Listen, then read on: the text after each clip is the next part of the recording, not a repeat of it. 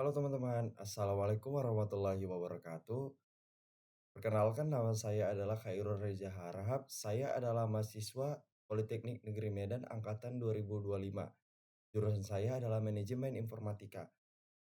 Di sini saya akan menjelaskan materi yaitu mengenai tentang virtual memory. Teman-teman yang lain boleh disimak ya agar bisa memahami dari materi apa yang saya sampaikan. Kita lanjut, yaitu adalah pengertian dari virtual memory.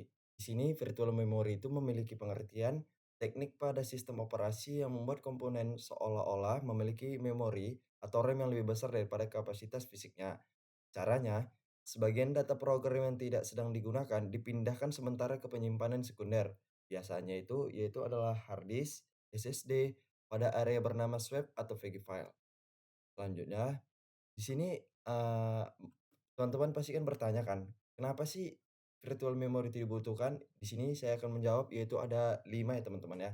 Karena yang pertama adalah RAM terbatas, terus yang kedua itu adalah menjalankan banyak program sekaligus atau kita sebutnya multitasking ya teman-teman.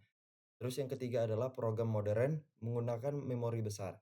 Keempat, menghindari crash saat RAM penuh. Yang kelima, meningkatkan fleksibilitas pengelolaan memori.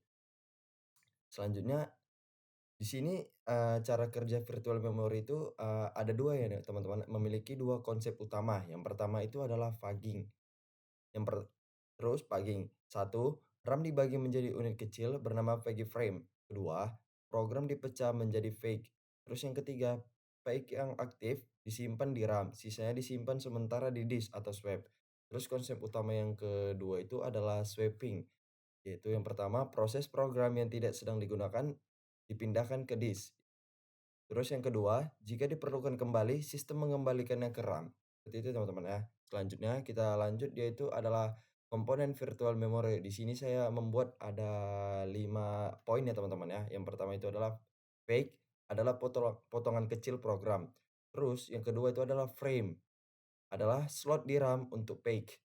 Yang ketiga adalah fake table, ya, adalah lokasi setiap fake. Yang keempat adalah PG file, adalah tempat penyimpanan sementara di disk. Yang kelima atau yang terakhir adalah MMU, adalah perangkat keras penerjemah alamat. Terus kita lanjuti ya teman-teman ya. Di sini adalah jenis-jenis virtual memory. Di sini ada 3.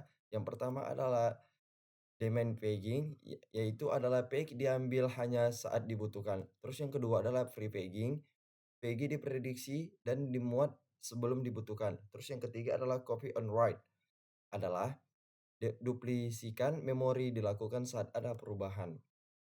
Selanjutnya di sini kita melanjutkan yaitu adalah, kelebihan virtual memory. Dari tadi kan saya udah menjelaskan kan, seperti yang teman-teman bilang dengar, tentang apa ya, tentang jenis-jenis virtual memorinya, komponen virtual memorinya, cara kerja virtual memorinya, yaitu ada lagi konsep utama duanya itu memori. Nah, di sini pasti kan ada teman-teman nanya kan, apa sih kelebihan dari virtual memory itu? Kelebihan virtual memory itu ada 4, yaitu adalah dapat menjalankan aplikasi besar. Terus yang kedua, itu adalah menjalankan banyak program sekaligus. Terus yang ketiga, mengoptimalkan penggunaan RAM. Yang keempat adalah melindungi memori antar proses. Kalau kita bicara tentang kelebihan, kan nggak wajar dong kalau nggak ada kekurangan. Di sini, kekurangan virtual memory juga ada ya teman-teman ya, bukan dari kelebihannya doang. Kekurangan virtual memory itu ada 4 juga. Ada 4 saya bikin di sini teman-teman. Yang pertama adalah performa lebih lambat dibandingkan RAM. Terus yang kedua, banyak fake fault membuat sistem lambat. Terus yang ketiga, membebani SSD dengan banyak baca atau tulis. Terus yang keempat, yang terakhir bisa menyebabkan tracing. Itu kayak ngeframe gitu ya teman-teman ya.